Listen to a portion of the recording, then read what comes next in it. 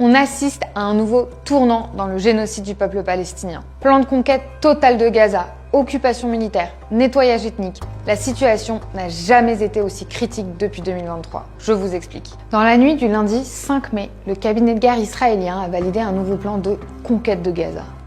L'armée est décidée à réoccuper Gaza et à la vider de sa population en concentrant la population au sud de la bande pour organiser son soi-disant départ volontaire. Toutes les villes au nord seront rasées méthodiquement, soit par des bombardements, soit par des charges explosives. Smotrich l'assume clairement. Dans quelques mois, nous pourrons déclarer que nous avons gagné. Gaza sera totalement détruite. Pour le ministre suprémaciste, c'est une opportunité historique et il ne faudrait plus avoir honte du mot occupation. On est face à un nouveau tournant dans le génocide en cours. Si les opérations doivent commencer après la visite de Trump au Moyen-Orient, Gaza n'est déjà plus qu'un champ de ruines.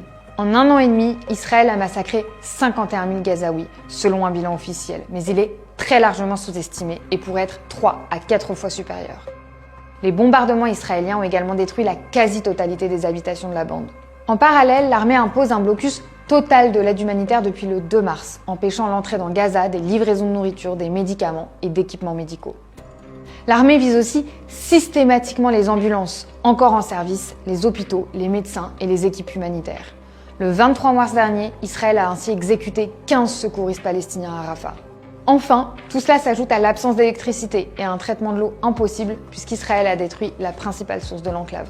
Non seulement la situation est plus dramatique que jamais, mais désormais les dirigeants israéliens assument le but de ces opérations, vider la bande de sa population et recoloniser Gaza. Ce plan génocidaire, il est soutenu publiquement par de nombreuses personnalités. Le chanteur populaire Kobi Peretz a ainsi déclaré que les Israéliens ont l'ordre d'annihiler Amalek, un nom biblique qui désigne les Palestiniens. Le député du Likoud, Moshe Saada, a de son côté affirmé à la télé qu'il affamerait les Gazaouis parce que c'est une obligation. Ce type de déclarations sont désormais omniprésentes en Israël. Mais si ce plan génocidaire est possible, c'est parce qu'il est soutenu par les États-Unis et les impérialismes européens. Pendant le mandat de Biden, les États-Unis ont fourni 17 milliards de dollars d'armes à l'État israélien. Biden a aussi férocement réprimé les mobilisations étudiantes qui dénonçaient la complicité avec le génocide tout en bombardant massivement le Yémen et la Syrie. Depuis janvier, Trump a pris la relève en apportant un soutien total à l'extrême droite israélienne.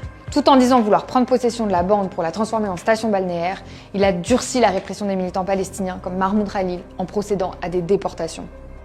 Mais les impérialismes européens sont aussi aux côtés d'Israël. Et oui, même Macron, qui joue maintenant les amis de Gaza. Non seulement le gouvernement a fermé les yeux sur le génocide, mais en octobre 2023, le président était carrément prêt à engager militairement la France aux côtés d'Israël. Aujourd'hui, la France fait mine d'adopter une position de soutien à la reconnaissance d'un État palestinien. Je veux aussi participer à une dynamique collective qui doit permettre aussi à tous ceux qui défendent la Palestine de reconnaître à leur tour Israël et de nous engager sur une sécurité collective de la région.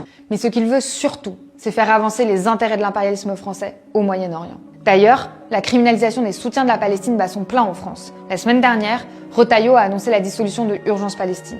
Le 18 juin prochain se tiendra le procès de Anas Kazib suite à une plainte d'une organisation qui se fait le porte-parole du régime israélien. Rima Hassan, Iman Maharifi, François Burga, Jean-Paul Delesco, toutes les voix pro-Palestine sont persécutées. Si les classes dominantes répriment le soutien à la Palestine, c'est qu'elles savent que celui-ci met en cause l'impérialisme et ses guerres et menace leurs intérêts. Elles craignent que l'anti-impérialisme s'enracine dans le monde du travail, dans les lieux de vie et sur les facs, à l'heure où elles se lancent dans une course à la militarisation. Depuis 1 an et demi, le génocide a jeté une lumière crue sur l'impuissance du droit international. Dans ce cadre, plus que jamais, il faut reconstruire un mouvement internationaliste puissant contre le génocide à Gaza, pour l'autodétermination du peuple palestinien, mais aussi contre la guerre. À l'occasion de l'anniversaire de la Nakba, il va falloir reprendre la rue pour dénoncer le génocide et la répression des soutiens de la Palestine. Avec RP, c'est en ce sens qu'on lutte pour développer un courant international révolutionnaire. Le 24 mai prochain, à l'espace Charenton, on organise un grand meeting pour discuter de tout ça. Un meeting contre le génocide, contre la guerre, contre l'extrême droite à l'international.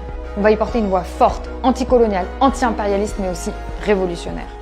Le 24 mai, on organise un grand meeting international contre la guerre et l'extrême droite. Alors inscris-toi vite, le lien est dans la description.